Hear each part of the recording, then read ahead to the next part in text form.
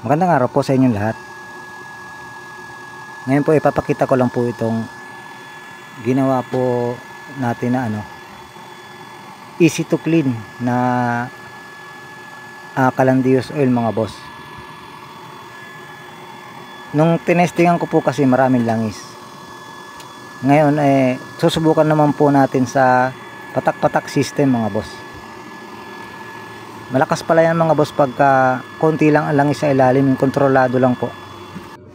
Kahit mga 5 mm lang o kahit umabot ng 1 cm mga boss ang natin, ang langis sa loob.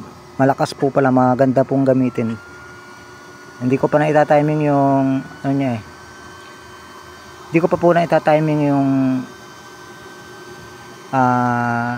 controller ng oil, yung oil regulator. Hindi ko pa po natatiming yan.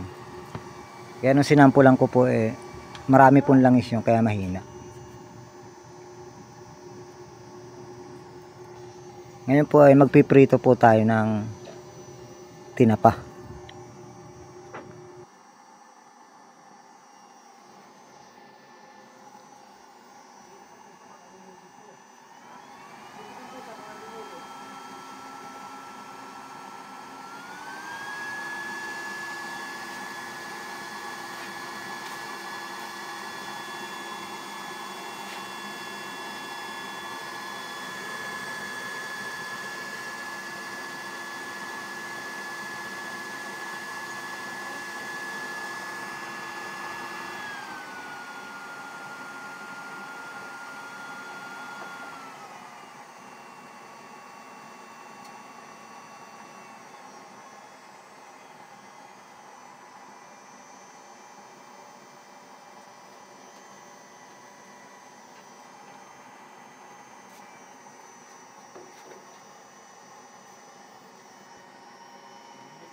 Talaga siya ang sukas sa may gawa nito eh.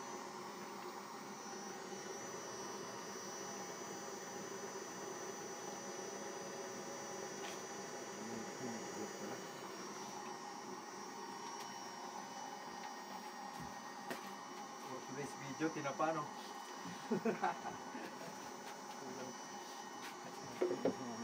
Narinig ka na rin lang naman pakita natin ang tinapa. 40 days video. 40 days ha, hindi 40 days.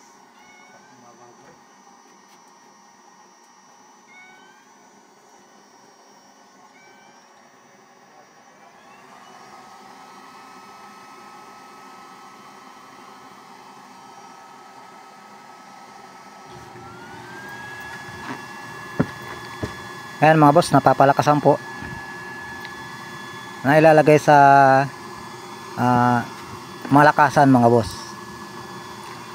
Depende lang sa dami ng langis mga boss. Pagka marami, sobrang dami, nalulunod mga boss. Pero yung ganyan, kahit mahina ang kahit konti ang langis niyan, kaya pa pong papagalawin kaya pa pong pagalawin niya ng oil aerator natin mga boss, kasi halos sumagad po yung paanon mga boss sa ilalim.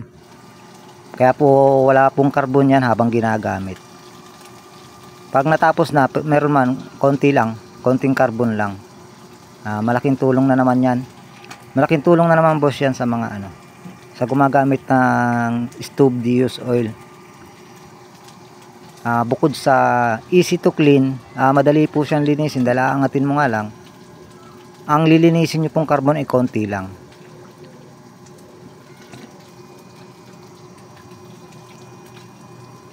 At dahil magpiprito lang naman po tayo, mahina lang. Mamaya po natin papalakasan ng todo pag natapos na pong magprito. Yan po ay patak-patak system.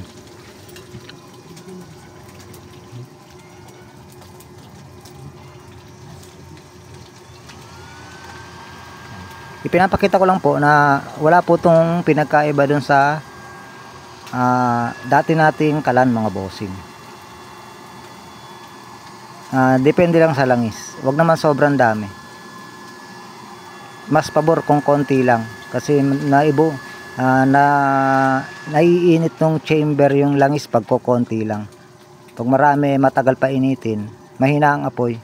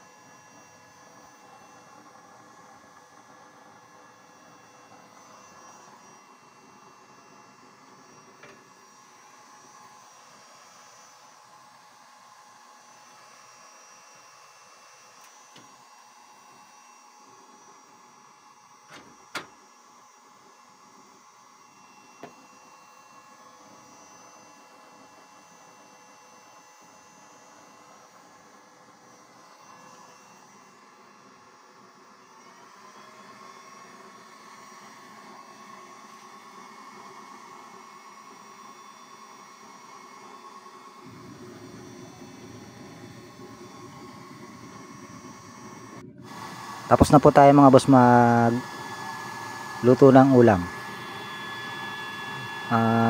Papakulo naman po tayo, magpapakulo po tayo ng tubig kunyari, tapos papalakasan po natin para makita nyo rin po.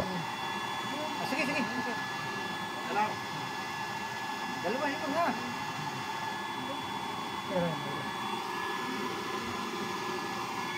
Shoutout nga pala kay Sir Kasenet Vlogger. Tama po yung sinabi niya na doon yung pangalawang layer natin nagkakarbon. Yung pangalawang layer po ng burner. Kasi yan, wala po yung pangalawang layer. Diretso na yan sa pangatlong layer ginagamit po namin yan dito araw-araw. Kaya nalalaman ko po na wala nga po siyang carbon. Hindi katulad po nung may pangalawang layer ay may carbon.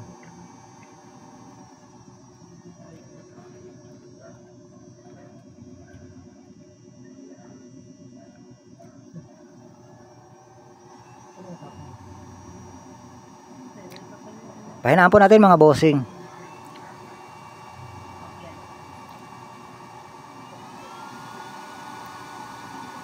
Palakasan ulit. Palakasan ulit. Isagad natin sa speed controller mga bossing. Maraming salamat po sa pagsubaybay. Magandang araw po sa inyong lahat.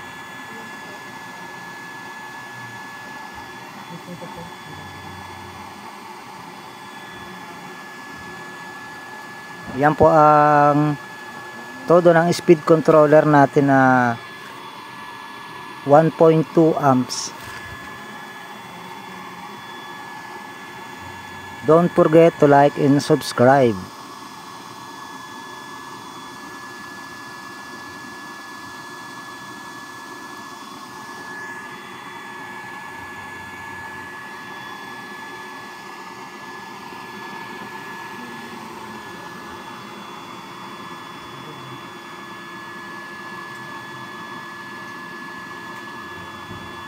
Hanggang sa muli.